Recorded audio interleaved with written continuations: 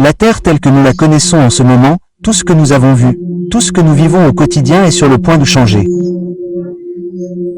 J'ai vu beaucoup de chrétiens furieux d'avoir été abandonnés. On m'a montré la marque de la bête. On m'a montré ce que c'était. Tous les enfants ont été enlevés d'ici lors de l'enlèvement de l'Église. Bienvenue dans Jésus est roi. Je vous salue tous au nom merveilleux de notre Seigneur et Sauveur Jésus-Christ. Aujourd'hui, nous plongeons donc dans des temps urgents. De nombreux croyants parlent de la tribulation à venir, de la montée du système mondial unique et des signes avant-coureurs que nous voyons déjà. Certains, comme M. Brandon Beck, parlent même d'une époque où les enfants disparaîtront et où le monde sera contraint de se plier à un seul dirigeant. Mais écoutez-moi, vous n'avez pas à être abandonnés. Jésus appelle toujours. Il est encore temps de se repentir, de tourner votre vie vers lui et d'échapper à la colère qui s'abat sur ce monde. Avant de commencer, faites-moi une faveur. Aimez cette vidéo pour qu'elle puisse toucher de nombreuses âmes. Abonnez-vous à Jésus est roi pour nous soutenir alors que nous répandons la vérité dans ces derniers jours. Entrons dans le vif du sujet. Jésus revient bientôt. La terre telle que nous la connaissons en ce moment. Tout ce que nous avons vu, tout au quotidien est sur le point de changer. Je vous le dis, de la plus grande à la plus petite chose. Et voilà ce qui s'est passé. Je suis allé me coucher. Et tout d'un coup, j'ai eu l'impression d'être sorti de mon corps parce que dans un rêve, on ne sent pas. On ne goûte pas. On ne sent pas la chaleur. On ne ressent pas les choses comme je les ressentais. Tout d'un coup, je me suis retrouvé dans un palais de justice et j'ai regardé à ma droite et Jésus était là.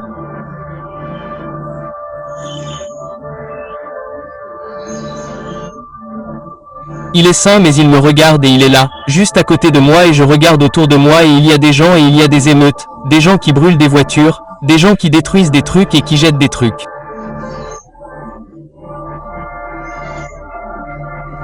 Ils font juste des folies. Et je suis stupéfait par ce que je vois parce que je peux sentir la fumée. Je peux sentir les incendies. Je peux voir le palais de justice en feu. Je peux voir un chaos généralisé partout. Et cette dame a couru vers moi et je lui ai dit, « Que se passe-t-il » Elle a dit, « Vous ne saviez pas ? Vous n'avez pas vu que tous les chrétiens étaient partis ? Tous les chrétiens étaient partis. » Et j'ai dit, « Où sont-ils allés ? Que s'est-il passé ?» Elle a dit, « Les extraterrestres sont venus et les ont emmenés. » Elle a dit que les extraterrestres l'avaient emmené et tout d'un coup j'ai levé les yeux et au-dessus de moi, il y avait des éclairs qui traversaient tout le ciel. On aurait dit une grosse tempête, mais il n'y avait pas de pluie. Il ne se passait rien. Je pouvais juste voir des éclairs monter dans le ciel, comme les nuages et tout. Les nuages étaient actifs. C'était comme un orage électrique. Mais ensuite, je suis arrivé et j'ai regardé cette ville dans laquelle je me trouvais, et j'ai vu des gens, comme je l'ai dit, et j'ai vu des incendies brûler dans tous les bâtiments. Beaucoup de bâtiments, je vais dire tous. Beaucoup de bâtiments étaient en feu. Tout le monde était comme je l'ai dit, ils pillaient, ils volaient, ils agissaient comme des impies. Et je veux intervenir ici.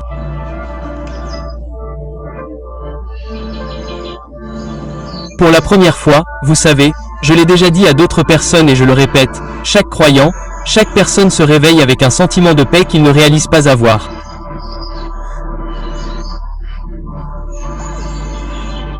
Tout le monde a un sentiment de paix. Même le plus grand pécheur ne s'en rend pas compte, mais il a un sentiment de paix. Et je vais appeler cela la couverture de prière de l'Église. Il y a une couverture, je crois, de l'Église, des personnes qui prient et qui couvrent le monde entier de prière. D'accord ? Ce qui apporte une atmosphère de paix, une atmosphère de réconfort dont on ne se rend pas compte. D'accord ? Et chaque fois que l'Église, l'enlèvement de l'église a lieu, cette couverture de prière est retirée pour la première fois.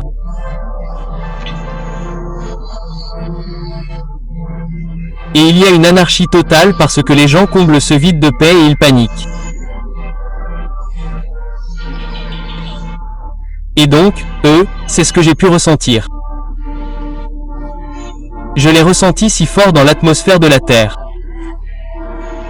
C'était juste étrange. C'était effrayant pour la première fois. Il n'y avait pas cette paix avec laquelle on se réveille, que les gens, comme je l'ai dit, ne réalisent pas. Et donc, tout d'un coup, j'ai été emmené dans une autre scène. Jésus et moi, on a fait bam, bam, et on était là.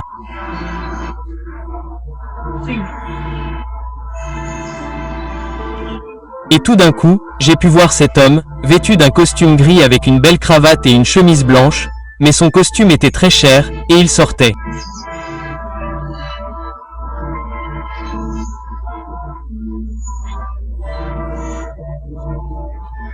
d'une limousine présidentielle. On aurait dit qu'on venait le chercher, mais on l'a conduit à Berlin. Et j'ai pu voir, alors que j'étais avec Jésus, que nous étions à Berlin. Et il y a une immense salle de conférence dans cette ville de Berlin où se trouvaient des gens de toutes les nations du monde qui parlaient, se rassemblaient et discutaient. On pouvait tous les voir. C'était une grande table ronde et il était assis au bout de la table. Lui, et je vous le dis, je crois que cet homme à l'époque, je ne pouvais pas voir son visage. Le Seigneur ne m'a pas permis de voir son visage comme s'il était effacé. Mais je pouvais voir la structure de son corps. Je pouvais voir la façon dont il se tenait.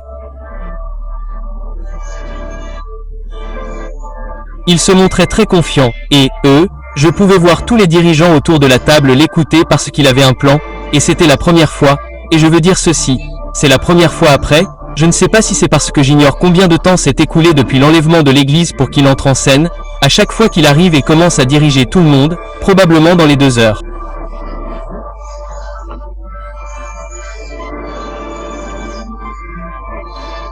Mais tout d'un coup, tout le monde l'écoute parce que pourquoi tout le monde écoutait cet homme? Parce qu'il avait un sentiment de confiance et de paix qu'il connaissait, que l'Église avait l'habitude d'avoir, et qu'il ressentait quand l'Église était là, cette couverture de prière. Il avait ce sentiment de paix. Il avait ce genre de paix qui apportait la paix à tout le monde chaque fois qu'il parlait et cela vous donnait confiance. Vous vouliez juste l'écouter.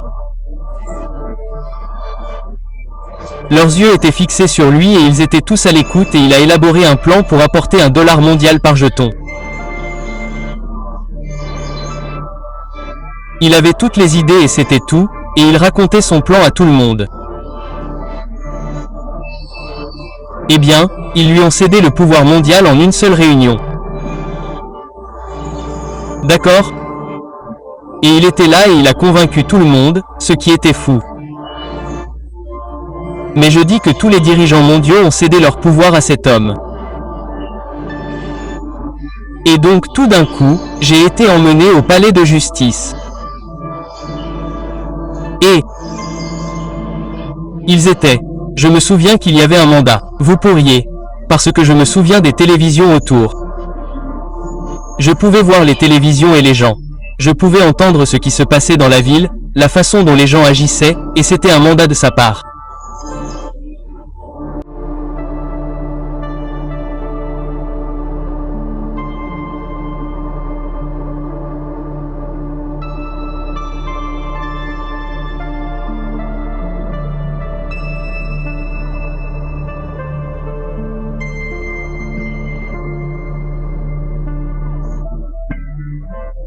Toutes les Bibles devaient être déposées dans le lieu public le plus proche, comme un poste de police ou une place publique.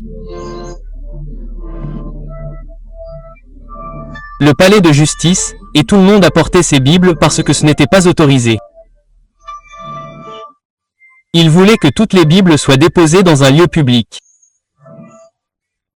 Ils ont dit aux gens, si vous voulez consulter les Bibles et les consulter plus tard, c'est bon. Vous pouvez les apporter. C'est un peu comme si vous les apportiez ici. Nous vous permettions de consulter votre Bible, mais si vous la consultiez, vous étiez encore plus marqué.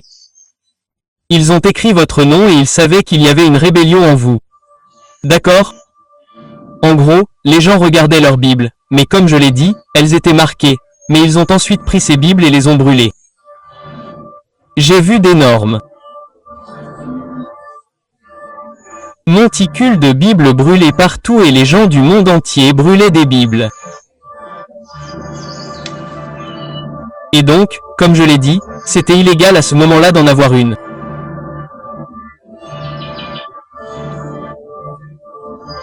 Et donc, je l'ai vu enlever les drapeaux de la ville, de l'État, des États-Unis, et il a hissé son propre drapeau.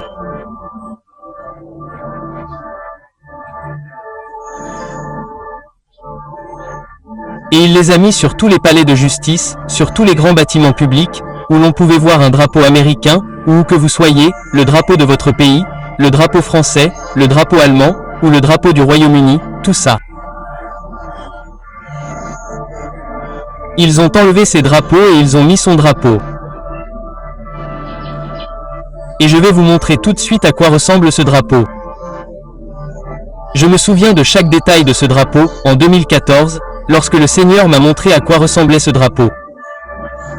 Il y avait 2 épées avec.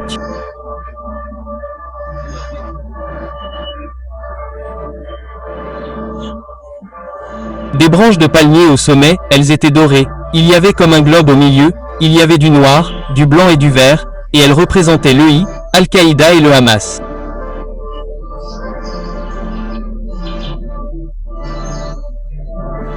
D'accord. Toutes ces organisations terroristes mettaient en avant ce qu'elles appelaient, je vais vous dire le nom de ce que tout le monde appelait la femme de chambre.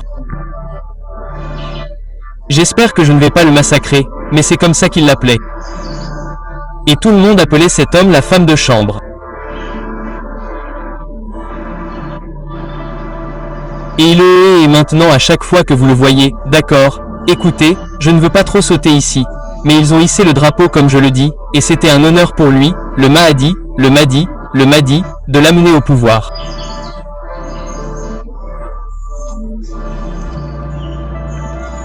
Maintenant, je vois eux.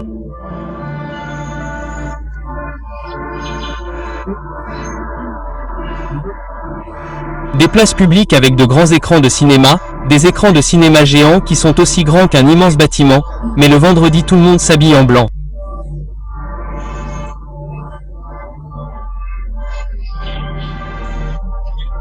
Ils s'habillent comme des robes blanches par la loi. Vous y allez et le vendredi il y a des files d'attente. Tout le monde fait la queue et il l'adore le vendredi, d'accord? Avec l'écran. Une partie est retransmise en direct et une autre est préenregistrée parce qu'on ne peut pas adorer partout dans le monde pendant la journée parce qu'il ne fait pas jour partout.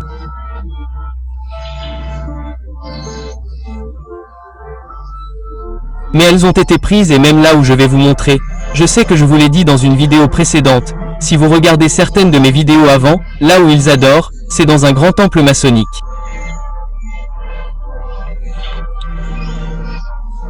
C'est un énorme temple franc-maçon. Ils ont d'énormes écrans blancs sur toute la façade de ce bâtiment et c'est là que les gens viennent le vendredi pour adorer l'Antéchrist. D'accord, ils sont en file indienne et ils se rassemblent tous dans ces champs. Maintenant, remplissez le champ. Il va tout là-bas et fait tout le tour du bâtiment, de tout le bâtiment. Et c'est là que tous les habitants de toutes les grandes villes viennent et commencent à adorer l'Antéchrist.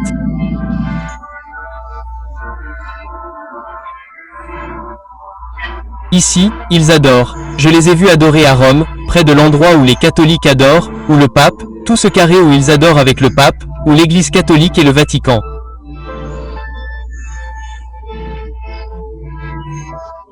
C'est là, merci.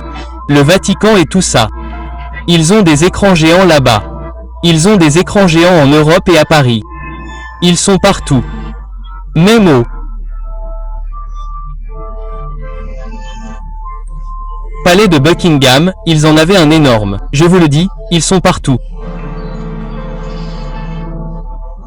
Et les gens sont tenus de prier le vendredi. Donc, ça fait beaucoup de détails. Maintenant, je vais prendre une autre direction pour vous raconter ce qui se passe. On m'a montré la marque de la bête. On m'a montré ce que c'est. Et je crois, et je ne dis pas que c'est Neuralink, mais je dis que c'est un type de Neuralink sur lequel travaille Elon Musk. Je ne dis pas que c'est ça, mais c'est la technologie. Ce genre de technologie, c'est très petit. C'est ça, mais ce qui se passe, c'est qu'il vous l'injecte dans la main ou dans le front. Et j'ai vu tous les enfants. Je veux le dire clairement. Tous les enfants ont été enlevés d'ici lors de l'enlèvement de l'église, jusqu'à ce que je crois avoir 15 ou 16 ans. Je ne suis pas sûr de l'âge exact, car je n'ai entendu personne parler de la tranche d'âge de ces enfants. Mais tous les enfants étaient âgés de moins de 18 ans. D'accord. Les gens vont toujours avoir des enfants pendant la tribulation. La vie continue. Il y a 7 ans de tribulation. 3 ans de pas grande tribulation, puis 3 ans et demi. 3 ans et demi de pas grande tribulation, puis 3 ans et demi de grande tribulation. D'accord? Mais les gens continuent de créer, de faire des enfants et de fonder des familles, d'accord, pendant la tribulation. Donc, s'ils ont un enfant pendant la tribulation, ils sont toujours là. Ces enfants sont là, d'accord? C'est ce que j'essaie de vous dire. Rappelez-vous que la Bible dit « Malheur à celles qui allaiteront en ces jours-là, à celles qui allaiteront et qui auront des enfants en ces jours-là. Malheur à celles-là. » Même la parole en parle. Mais les gens continuent d'avoir des enfants. D'accord? Je veux que vous compreniez cela, car je ne veux pas que vous vous demandiez pourquoi il y avait des enfants ici ou quoi que ce soit d'autre pour ce que je vais vous dire. D'accord? Je vais maintenant y aller et le Seigneur m'a montré cela. J'ai vu beaucoup de chrétiens, d'accord, qui étaient furieux d'avoir été abandonnés.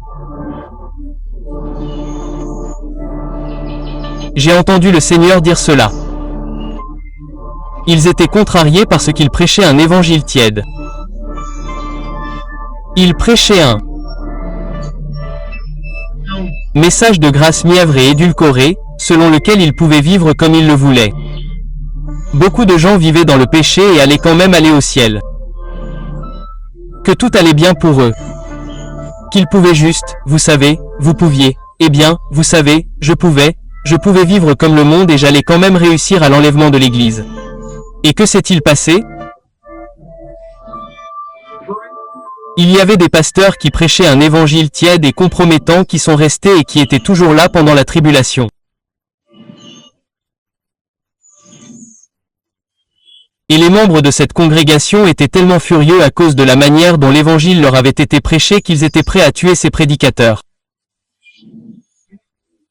Je parle de gens furieux. Et j'ai vu des gens que je connaissais qui étaient restés ici pendant la tribulation et qui pensaient qu'ils étaient ces gens. Je les connaissais personnellement, parce que j'ai travaillé dans une grande église, et certaines de ces personnes étaient de grands donateurs. Et quand ils sont restés, j'ai vu une femme en particulier faire un doigt d'honneur au Seigneur et lui faire un doigt d'honneur parce qu'elle était restée pendant la tribulation et qu'elle jurait et agissait comme une folle parce qu'elle était restée. Et elle était en colère parce qu'elle était toujours là parce qu'elle pensait qu'elle devait partir. Mais son cœur était manifestement plein de poison.